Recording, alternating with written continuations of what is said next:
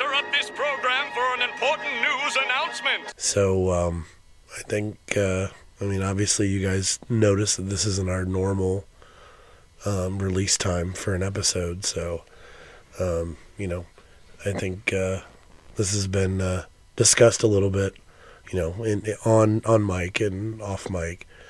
But something happened this weekend. Yeah.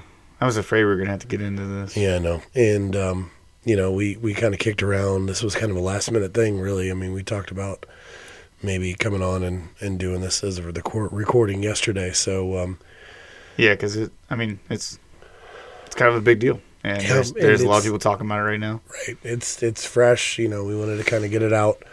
And it's not easy. No, it's not. It's not easy to talk about. No, it's not at all. Easy to lay it all out there like this. I've kind of was trying to work kind of get my mind off of it, but my mind kept coming back to it. Yeah, I was doing the same thing today. I was like just trying to focus in on.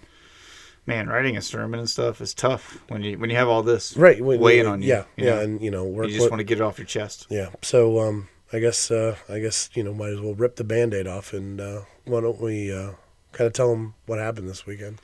Yeah, so we don't want to bring you guys down, and we don't want to be too serious about things. But this weekend on Friday. We took a little trip. Yeah, we did. We did. Obviously, you guys have seen the social media posts and everything, but we just wanted to kind of get a fresh wrap up and kind of get all of our thoughts and what we experienced this weekend and kind of give you a little recap. That way, it's fresh. It's you don't have to wait another 4 weeks for it to come out as a regular episode. We have 4 weeks of all of our podcasts already lined out, laid out for us. So we wanted to take an opportunity to kind of interrupt the normal schedule to throw this in there for you guys. Which is hard to believe if you guys know us personally. For us to be this far ahead on anything is a feat, a miracle. Yeah, thank you, Jesus. Yeah, in and of itself, it's a miracle that we actually have stuff planned out this far in advance. But we wanted to come on and just kind of talk about the Loveland Frogman Festival. Yeah, absolutely. So let's start at the beginning of the weekend, right? Yep. Because you guys, if you're listening to this now, you have already seen a post about Krabby. Right. That went out on Monday. Yep. And so we started off our day, basically once our kids got out of school, my family went over and picked up Josh and one of his sons, and we took off and headed to in the direction of Loveland. Right. But we made a little slight detour in Hillsboro, Ohio, to see the top 5 roadside attraction, also featured in Twilight, which you'll hear us say kind of brings that down a notch. But we visited Krabby. That means it's number 5 on the list of top 5 instead of number 1. Yeah. But we visited Krabby, and it was one of those things where I had very low expectations going into it. Yeah. Because it's, I've been to those touristy, trappy kind of places. Right. South of the border was not far from where I grew up. So that was, that's in the back of my mind every time I go to a roadside attraction of any kind. And it's one of those things where it's we got there and I was like, okay, this is actually kind of really cool. Dope. Yeah, it was. Because I guess the pictures don't do it justice. No. How big this thing is. It's a 60-foot shell. Right. Plus the tail. Yeah, plus like almost 60-foot tail. Right, yeah. So it's almost like a 120-foot object just in this person's yard. I mean, it's literally in this person's front yard. Yeah, which the report that we read about Krabby when we first talked about him was that you had to park on the side of the road, but they've actually created a little parking spot. Three spaces basically, kind of off on the side of their little driveway and stuff, because I guess they were getting enough popularity they needed that, which is great. I think it's awesome. But the one cool thing that I noticed, and I didn't say anything while we were there, it was very clean. It wasn't marked up. No. With some of the attractions and stuff, you have kids being kids and kind of marking it up and scratching things on it. But I mean, maybe because it is kind of on a busy-ish road. Yeah, it's a busy-ish road, but it's also kind of middle of nowhere-ish. And kind of in somebody's house is right there. I mean, there's a house right by where we parked, and then the people, I'm guessing, that own it have I think the house behind it, right? Kind of right down the hill. But we took some pictures around it. We took a little video around it. It was legitimately cool. I wish things would have worked out a little bit better to get down there a little bit more light. Yeah. especially going inside. But it was what it was. It got pretty dark when we got to the inside of it. We were trying to like sign the guest book. Right. And Josh had to like hold his phone over so I could see. It was my Apple Watch, actually. Oh, was it? Yeah. That's right. So, but it actually was like really, really cool. We remarked on the fact that, speaking of it being kind of cleaner and upkept and stuff like that, we remarked on the fact that it was like a brighter shade of red than what you kind of see in the pictures, at least for us. And on top of that, like the underneath, they have like a picnic table. Right. And there's a little, I don't know what to call it. Like there was a little cabinet that had some like just kind of memorabilia stuff that they've collected in there. There was a guest book that you could sign. And then there was a little like plaque in the front. Yeah, that kind of talked about. I think that was probably when it was at the Creation Museum. I think so. Remember, because it dealt with creation stuff, and I read it. So if you guys see the recap video, that I'll probably be a part of it. Brooke is kind of putting all those together for us from the Salt Collective. Shout out to them. They're kind of putting some of the recap stuff together for us this week. That'll be coming out each day, and so you guys will get to see a little bit of our video from Krabby, which we thought it was great. You'll hear us talk about that we like if we lived in the area, we'd probably go there and have lunch. And stuff. every so often just get out and have lunch break, whatever down there. But then we continued on from Krabby. We went and got some Chinese food that night. Yeah, because the place we were going to eat at was like an hour wait. Yeah, and it's like no. And neither one of us can wait an hour for food, so we're like, no, we're moving on. There was a Chinese buffet like right down the little shopping center from that place, the original place we went to. So we went down there, ate Chinese buffet, and then went to our hotel for the night, which was a really nice hotel. It was super nice. We were kind of impressed with it because it was like they had like a block of rooms for the Frogman Festival, right? And they blocked off. And there was like an AAU basketball tournament there, but with a bunch of teenagers running around. Like it was quiet. Yeah, our hall was quiet. Had a real breakfast, right? Not just like cereal and pastries. I had a Belgian waffle with some eggs and sausage and all the good stuff with it. Yeah. So yeah, it was good. So anyways, not to bore you with the hotel details. We're old, okay? We get excited about weird stuff. Yeah, like amenities and stuff. So we get up the next morning, and after breakfast, we head over to the Frogman Festival, which when we looked at it online, like where it was located at, it was held at a golf course, like a golf club. And I kind of thought, we're going to a country club. Like how big is it going to be? How big can it be? What's the environment going to be like? Right? Because you think like the kind of cryptid world mixed with the country club world seems strange to me. So we got there, and it actually turned out like the place, number one, is huge. Yeah, it was a lot bigger than even the pictures kind of made it out to seem. Yeah, big parking lot outside, but it was a lot bigger than what we thought it was going to be. And kind of going into it and stuff, as soon as you walk in the door, you are just inundated with Frogman stuff in the front, and then cryptid creature stuff everywhere throughout this entire venue. Right. So it's kind of wild. Like as you walk in, I guess the best way to describe it is like you had check-in. Right. Yeah. In the foyer. You check in. There was a couple of vendors. We didn't really spend any time. One was a cartographer. Cartographer's on the right. There was somebody beside him. And then we had off to the left was their like Frogman Festival T-shirts, those posters, kinds of things. All that kind of that you could purchase for extra and stuff. And then right beside them was a room where they had performances going on during the festival. I think the only one that we saw in that room was the puppets. Yeah, but what's the name of them? Because I want to get this right. Because it's the Wump something. I don't remember. Wump Mucket Puppets. Yeah. Good luck saying that 5 times fast. Yeah, I'm not even going to try. So we did catch them. You might see a little bit of them. We actually have a picture that Josh and I took with the leader of the Wump Buckets. Yep. He had some of the puppets with him. And so we got to take a picture with him while we were roaming around. So we saw that show. We did get to see one of the speakers who we'll talk a little bit about, more about him. Do you want to say his name, though, because it's kind of fun. It was Dr. Emilio Soto. Yep. And no, I did not stutter, and no, I did not accidentally say those twice. That's actually his name. So we got to hear from him. He talked all about Cryptid Camp, which is a card game. So for all of my other fellow nerds out there, it's kind of like if you took Magic the Gathering, and you took Pokemon, added cryptids and kind of merged them together on a I would say a more all-inclusive age range. Yeah. That's what it is. Like you'll see in pictures, I'm sure we'll have pictures of the cards and well, everything. I think we have an entire video that's going to come out that's going to be like mainly Just focused them. on cryptid but camp, like because the of artwork all is talk we great. did. Like he went into this whole big spiel about the artwork and everything, that they are trying to not use AI. They're using actual artists to create the cards and everything. And like, there's so much detail in these cards. It's so cool. Like, I was actually looking at their website. Their Kickstarter was funded in under an hour.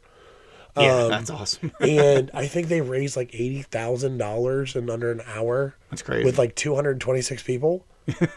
So like his whole story, I don't know how much we'll get into it, but basically he started at the company that he was at, and I can't remember. It was another card trading type company. They went under. He kind of was trying to find his place back, and they ended up with a couple of other people that were at that company. Texas Ted was a guy that we got to meet. You guys will see him in the video talking about the game and about the cards and stuff like that. And we actually got Erica Fett, Texas Ted, Dr. Emilio Soto. They all signed one of the cards for us, which is really, really cool. Yeah. Like Josh said, each one of us, so they gave away some like promotional pack things. Myself, Josh, and Brooke, at least I know, all got the holographic Frogman card, which is really, really awesome. They did that. And they signed one of those Frogman cards for us. So we have all their signatures to be able to keep and hang on to as a memorabilia for that. Right.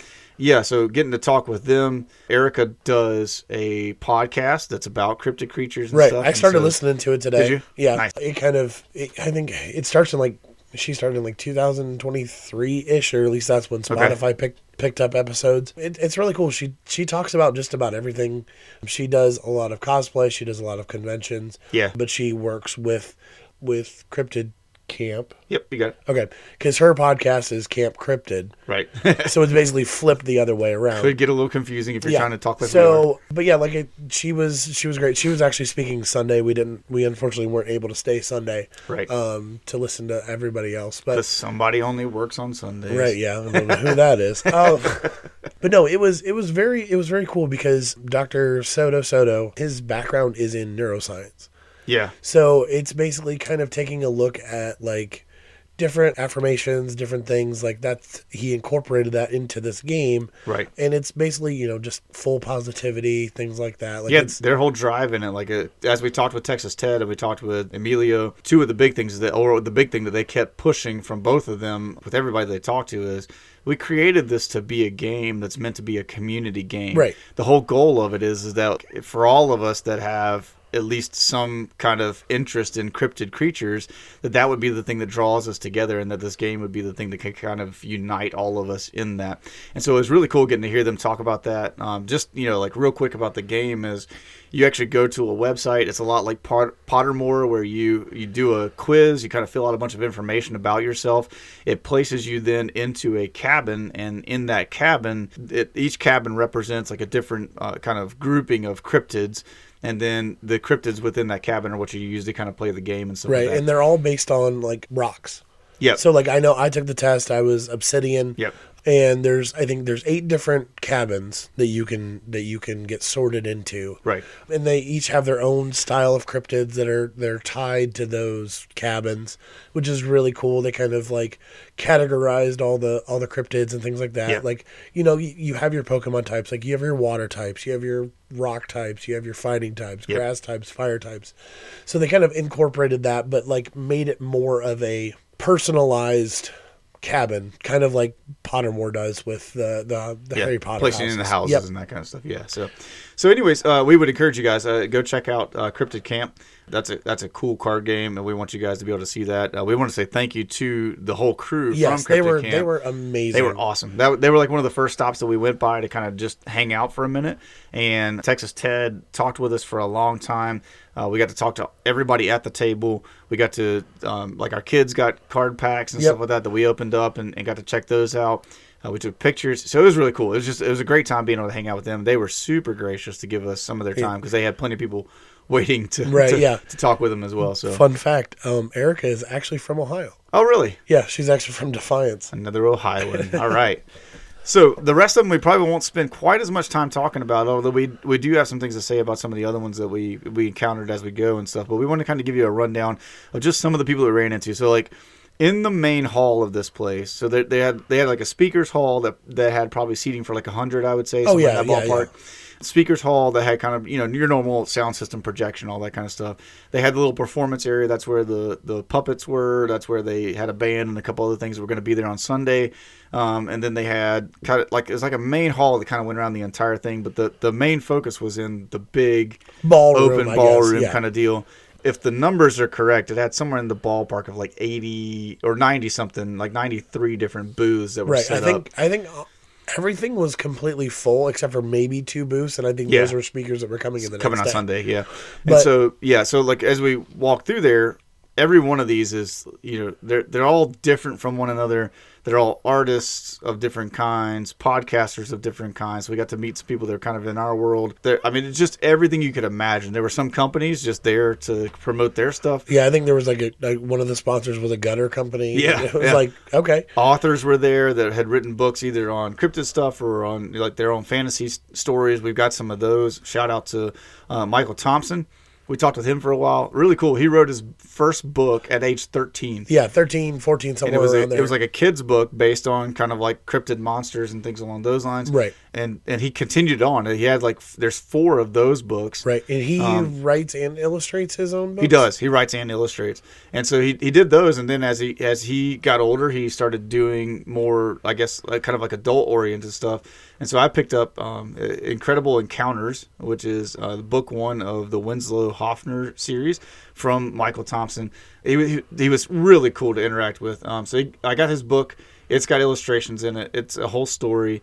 He also gave me, I got one of his illustrations that is the Frogman, that's signed by him and stuff, as well as a few other things that we picked up from his booth.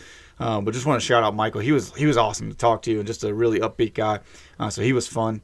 And then you and I both stopped by Tony Breeden's. Yes, and Tony Breeden is I would say he's a cryptid researcher. Yep. He I would say is definitely on both sides of the fence as far as like believer skeptic. Right. Because he's more evidence driven than I think anything else, and which is why I was captivated by how me too.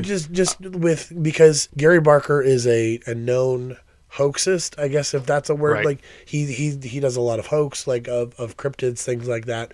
So he kind of goes through all of his accounts and things like that, weighs everything with the reports and documents and all that kind of stuff. But he does sci-fi books. He also does Josh and I both picked up volumes 1 and 2 collectively of his Book of Monsters. Yep. But the one thing that stuck out to me about him was his sci-fi books. He said he writes as the teenager in him would want to see it in a movie. Yeah. And I thought that was cool. I said, that was cool. I mean, if you're not writing it to like see it and like have it in like a movie form, like why are you writing? You know, so that was one really cool thing. He was a great person to talk to. He was super fun to talk to, and very knowledgeable. Like you said, I like the fact that he was he would just straight up tell you, he's like, some of this stuff is bullcrap, some of this stuff is not. He wanted to show you that he was like not just completely sold into like anything that came down the pipe. He was like, no, I'm doing the research to try to figure out what of these stories is realistic and that this person actually experienced. What of this is crap somebody just made up to get famous, whatever. And I think the stark difference and like the thing that I've noticed and the theme that I kind of pulled out from this weekend was, esoteric. Was that wanting, your mind is filling in those gaps and you want to find what's in those gaps. Yeah. Like I think that was like kind of that was Dr. Soto's big thing was he's an esoteric. He wants to find those little things in between everything else. Absolutely. So we're going to kind of fly through some more of these. And so I'll just mention like real quick, we stopped by what's called the Geek Foundry. We met Nicole and Jason Oswalt there, and if I remember correctly, these were our 3D printing friends. And so they kind of caught our eye because they had, I mean, when I talk about like massive 3D printed dragons. I mean, you think of it, they had it, coasters, the whole 9 yards. Right, and they were like the articulating dragons where they all moved and everything and like that. The dragons really caught my eye because I was just like, man, that is so sweet. Right. We don't want to shout them out and stuff like that. He was super gracious, talked to us for a while. He told me all about, they have, if I remember correctly, and Jason, if you ever hear this, don't get mad at me if I get it wrong. but if I remember correctly, they either had 13 or 16 3D printers of like the one that he had there at the show. And he said they're basically like all of them run 24/7. Yeah. So they make stock of like a bunch of different things. So if you want to check them out, you can find them. The Geek Foundry is their name. It's 3D printed stuff. You can find them on Instagram, Facebook, all that good stuff. And so check them out as well. And you can, if you want to order stuff from them, you totally can. So we wanted to shout them out. Yeah, and then the one that I talked to a lot was Bloat Gaming, BLOAT Gaming.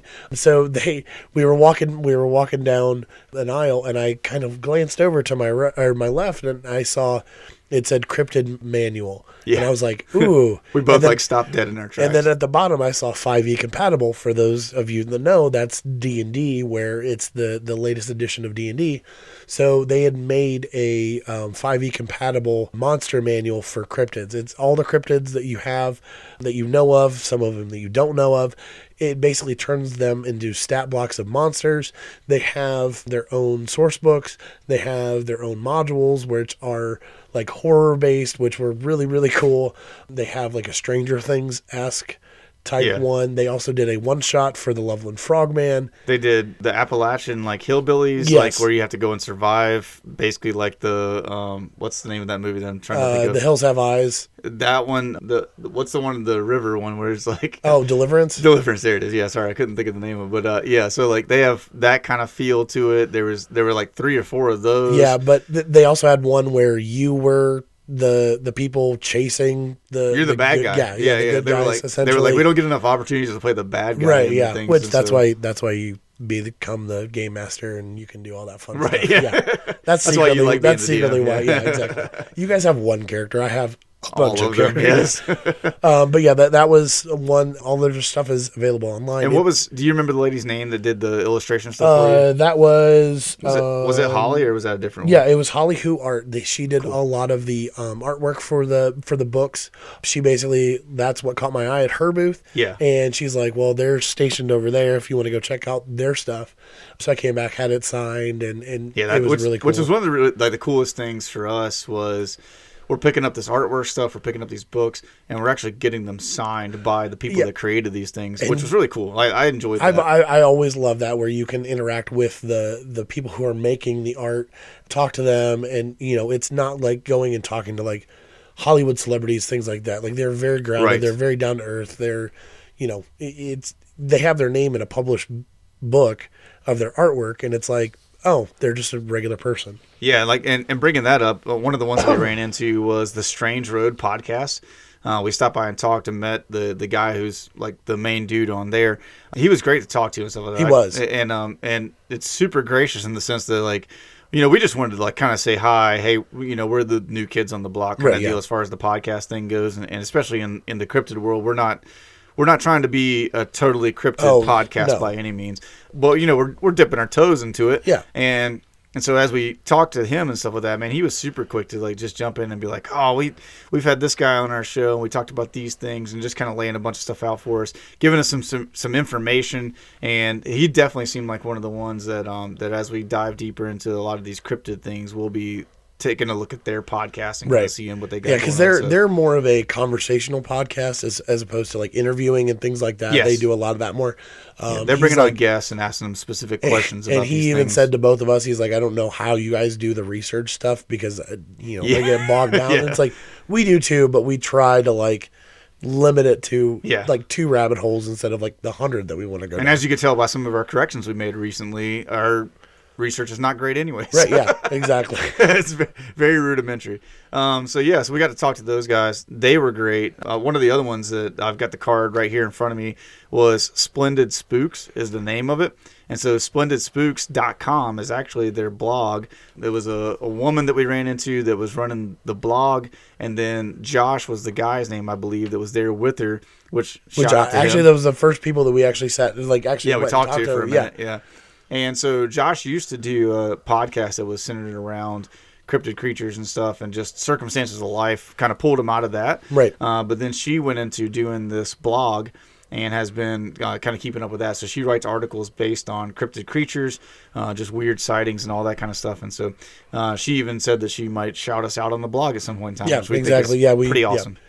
But yeah, I mean, what was your overall experience and like your overall takeaway from the Loveland Frogman Festival? Man, I would say, like, number one, I think it's really cool to be in a building with such a wide range of people that appreciate the cryptid creature world. Mm-hmm. You know what I'm saying? Because it was very much kind of like there were a lot of people that were there that, and I'm gonna be delicate about this, right? There were a lot of people that were there that like were just kind of normal jeans and a t-shirt kind of person that right. They've got some kind of affinity for the Frogman or for Sasquatch or whatever it may be. So they kind of dig that kind of deal and they go there. And then you got the people that are just full blown, like dressed head to toe. One of my favorites was the Mothman Randy Savage. Mothman Randy Savage. Yeah, so this guy was dressed as basically the Mothman, but wearing all of Randy Savage's get-up. It was great. And he was awesome. Yeah. So getting to see that, there was a lady that was dressed in the entire like alien outfit where her head was a giant saucer. Yeah. And so, there were some cool things like that. The people that were fully dressed up, and then there's just the kind of normal Joe Schmo guys like right. us that are wandering around checking all this stuff out. And so, yeah. How about you? What was kind of like your big takeaway from it? My big takeaway was, it's one of those things, whether you believe in cryptids, you're skeptic of cryptids, you're right 100% down the middle. It's something that brings everybody together no matter what. Yeah. And I think that's one of the things like I got from, Dr. Soto was, if you believe in it or not, you're still here. You're right. still in a community. And I think that's the thing that kind of gets overshadowed by a lot of the people who go all in on cosplay and, buy into everything. Yeah. It's that community aspect where, aside from that, like, they're normal 9 to 5, they're going to work, everything, but then you get to be yourself at these conventions and things like that. And right. you get to hang out with other people that enjoy the same thing you do. Yep. And, just getting to meet and talk to people and see other things and things that I really have never experienced, I think was really cool too, because I've never been to like a Comic-Con. I've never been to same here. Those kind of things, but now I kind of want to go to more. Because of this, and there's a couple things that we may or may not have planned down the pipeline. That's right. Yeah, we're starting to put some other things together because I was the same way. Had a really good time. Never been to a Comic-Con or anything along those lines, and so I thought that was a great kind of intro. Yeah, into that world. Yeah, I think it was a very good. It was an easy one. Yes, yeah, exactly. It's not. Easy. We're not going to PAX East or PAX West or right. some of the bigger conventions. Yeah. Which, who knows? Maybe down the road we'll see. We'll get the Patreon started, and then you guys can help us with getting to those things. Exactly. Real quick, I am going to shout out just a couple other booths. I'm going to do it real fast for these just so we can kind of roll through them because I don't want to leave them out. We talked to Jamie Snell and Jen Clower. They were artists. It was kind of like a man and woman. It was really funny because he made the comment about the fact that he was sitting on her side of the table. She was sitting on his with their names and artwork and stuff. Right, and so, it was all backwards. But killer artists. I mean, when I talk about just amazing drawings and stuff that they were doing, they were really, really cool. So if you go to the Frogman Festival website, you can find all of these vendors I'm going to talk about. The Columbus Ghost Tours was fun. We stopped by and talked to that guy for a minute. We were kind of asking him hey, are there any actually haunted cemeteries near us? The closest one that we had was in Cleveland, which is one that I've been to before. Which I haven't. We'll have to go check that out together at some point in time. Shout out to the Frog Shop. My kid got some stuff from them. That was where they kind of had some of the more cutesy frog related things, and so she was a big fan of stopping by and getting some things from there. Moonlight Tattoos, we stopped by there. We kicked it around. We really did kick it around because I know that we talked about the potential of kind of getting some tattoos while we were there. We didn't end up getting tattoos, at least not there. We're going to get tattoos together in the future. We've got that planned out to a degree. But the Moonlight Tattoos did have temporary tattoos, and my wife still has hers on. Really? Yeah, it was really funny because yesterday after church, she leads worship at the church, and so yesterday after church, she was like, I had to like keep my sleeves down the whole time because it had been really weird for people to see this big Frogman thing on her arm and stuff like that. So she was kind of keeping that on the download during church at least. And then Aaron Shaw was there with the live animal exhibit. We stopped by and saw the turtles. Yeah. It's kind of cool to get to learn a little bit about that. There's I think it's the eastern box turtle, right, which is actually on the disappearing list. Yeah, disappearing list, but it's primarily here in Ohio is its main spot. So if you see a turtle that's got a little bit more of kind of like a built up, like bigger shell on its back, if you see one of those in the wild, you can help it to cross the road. You can help it to get back to water, but please, please, please do not take them home and make them pets because that is bad for the species. We did learn that. I was trying to see if there's any other ones. I think we talked about Strange Talk Radio a little bit. And so they were kind of cool to get to talk with them and stuff. But lots and lots of really cool vendors that we got to run into while we were there. Lots of cool people to talk to. And they even, one of the fun things was they did a parade. Oh, yeah. At noon. Yep. I don't want to forget about that because the parade was pretty entertaining and stuff like that. So they have, it's led by the Pied Piper of Loveland, which dude played bagpipes and... Dude was killing it on bagpipes. He was killing the bagpipes, and man, if you get the title, the Pied Piper of Loveland, you got to rock that all day long. I mean, that would be on the bottom of our business card. Yeah, I think it would be my like main title. Like, forget my name, dude. I'm the Pied Piper of Loveland. But he led the way, and then it was kind of like, there were two guys dressed as frogmen. One of them had a Hawaiian shirt on, which I really appreciated. Right. And then it was everything you could imagine, all the different costumes, people dressed either in like frog stuff or kind of like cosplay things. Right. They all got lined up and they kind of did this big parade, big loop around the outside hallway, through the vendors, back to the outside hallway. I mean, it was cool. It was really cool. It was fun to see. So, anyways, we wanted to be able to drop this kind of midweek. It's out of the usual. Right. For us, and so that you guys could get to hear from our perspective about the Loveland Frog Festival. It may be becoming a reoccurring thing. We don't know. We'll see how it shakes out in the future. But we want to hit other festivals that we know of. Josh is going to be telling me in an upcoming episode about the Squonk. Yep. There's a festival for that. There's a Mothman Festival in Point Pleasant. Like we talked about that on the previous episode. There's plenty of festivals out there, and so we're going to try to see what we can do about getting to some of those and checking them out. Yeah, maybe even I think Cleveland Comic-Con is towards the end of the year. Yeah. So we maybe even hitting up something like that too. But yeah, like I said, this is out of the norm. We just wanted, like I said, special bulletin. Since it was fresh in our minds, we didn't want to kind of lose any of the information. We didn't want to make you guys wait. That way, you can see these vendors while everything is still current with the Frogman's website and everything like that. Go and support them. The vendors that were there, like I said, they're all great. We can link socials that we have in our for sure notes and everything, and go check them out. And there was like real quickly also there was like a group of people that there was like a professor with some of his students that were doing the surveys at the thing. They were giving away like these cute little frogs. What do they call those things? They had a name. I don't recall what they were exactly. What they were. But they were giving these like a couple of things away for people filling out the surveys and stuff. But they were super nice to talk to. We were grateful for them too. And the one girl she designed all the stickers that they had sitting out there too, which were amazing. Yep. So really cool stuff. So you get this midweek special edition of Good Morning Josh kind of for free. And we hope that you guys will enjoy all the posts and the videos of the different pictures and stuff that we went and saw. So you get to kind of experience it along with us. But there should be a full video recap coming out late this week. That'll be on YouTube if you want to go check that out on our YouTube page, and that'll kind of show you like the full spectrum of everything that we did. So short kind of real brief recaps will be coming out this week, and then you'll get the big video at the end. So we hope you check it all out. Other than that, we hope that you guys have a great week this week, and we will be back with you again on Monday with episode number 10 and a big celebration on 10. Yeah, that's right. Big celebration at the beginning of 10. Check it out on Monday. Cool. Love you guys. Bye.